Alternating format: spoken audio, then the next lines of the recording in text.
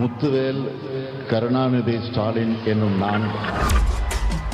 இது தமிழ்நாடு. அன்போட வந்தா அரவணைப்போம், ஆணவத்தோட வந்தா அடிபடைய மாட்டோம், எதிர்த்து நிற்போம். எங்களுடைய கேரக்டரையே புரிஞ்சிக்க மாட்டீங்க.